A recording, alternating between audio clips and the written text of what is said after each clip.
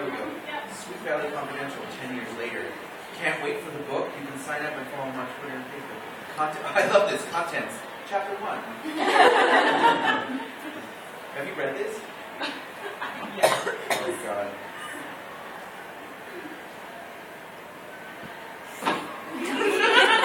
Chapter 1. New York. Elizabeth had turned the key in the fox lock, releasing a heavy metal bar that scraped across the inside of the front door with an impressive prison gate sound.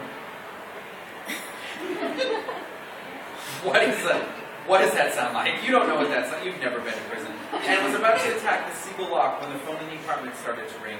By the time she had opened the second lock and was sliding the key into the last one, this was New York after all. God, what a shitty sentence. The phone was on its fourth ring. At almost midnight, it had to be the West Coast calling. Not someone on the West Coast, the whole West Coast was calling her. She could still grab it in time, but Elizabeth didn't hurry. Slow, with purpose. That's the sentence. Slow, giving the internal anger and hurt time to shoot from 0 to 100. It needed only seconds, like the startup speed of a Maserati. Except it was never at 0. Not anymore. Hadn't been for the last 8 months. Couldn't imagine the time when it ever would be there again. The fuck are you talking about?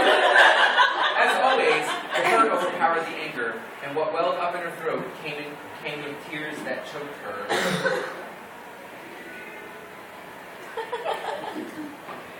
You going to get that? David Stevenson, the young man standing next to her, asked as he stretched his arm over her head to hold the door open. David was 6'3", and at her 5'7", it was way over her head. It's like a 6-year-old would have. That's okay, she managed, quickly ducking her face away from him, stealing a sliver of extra time as she put the doggy bag to pork chop she was carrying carefully and more precisely than necessary down on the hall table. That is a mess of a sentence. It gave her enough time to catch her breath and let the tears slide back down her throat. And with that momentary respite came an irresistible, nasty need to satisfy the anger physically. All she had was her purse. It would do. She flung it as hard as she flung it as hard as she could into the hall chair and watched as the Prada knockoff hit the upholstered back, bounced off and came to rest on the edge of the chair. It was a surprisingly good release. What a boring person. Like that embarrassing time a month ago on Broadway when the fury escaped her mind into her mouth and she said out loud, really loudly, "I hate you." And people turned, shocked, and then interested. She quickly put her hand to her ear as if she were on a cell phone, and it became ordinary and they lost interest.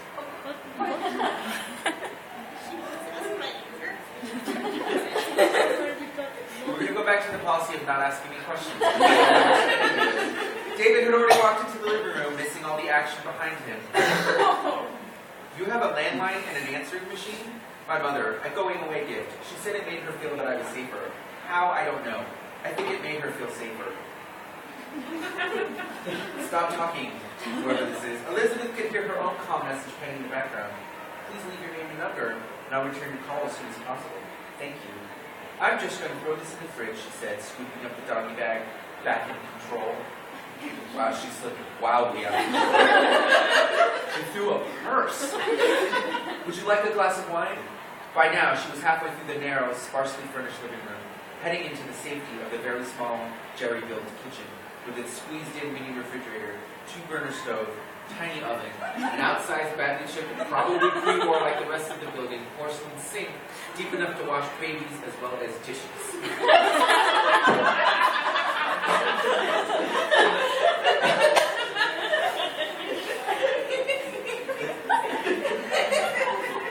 This is This is one sentence right here. Sure, okay. With a couple of ice cubes, please. Lizzie, pick up the wine, I guess. With ice cubes?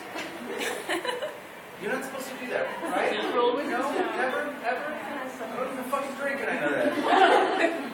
The woman's voice on the machine was plaintive. Please, I really need to talk to you. Of course, Elizabeth could hear it from the kitchen. Could she ever miss that voice? Now so sweet, so seductive, pleading softly, spreading out the vowels, almost song-like. Liz, Z, That voice, so heavy with love. Love me, it said. Forgive me, so I can put you out of the way and get back to my own life. I forgot to fill the ice tray, but the wine's really cold. It's not attributed to anyone, so I don't know who said that. Elizabeth's voice was so calm, David thought maybe she hadn't heard the message. It sounds important, don't you want to get it? Now Elizabeth was back in her room carrying 2 glasses of chilled white wine. Chilled or with ice cubes? Two different things. David was sitting on the small low couch, so low his knees almost obscured his face. That would mean... Oh my God. That doesn't even be shit like this! What are this feet doing? You must have, like, your couch must be, like... Fucking right.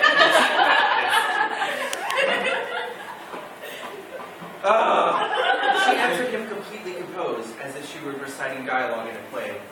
Actually, no. That's not a sentence, shut up. It had everything but the English accent. What the fuck is this book? David's cheeks creased in a slightly embarrassed smile that pulled in his breath with a little hiss. He was politely uncomfortable, knowing he had stumbled onto something too personal. Sorry. That's okay, forget it. She brushed it off, but there was no way to hide her flushed face.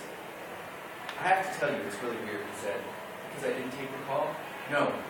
Because the voice, it sounded just like you.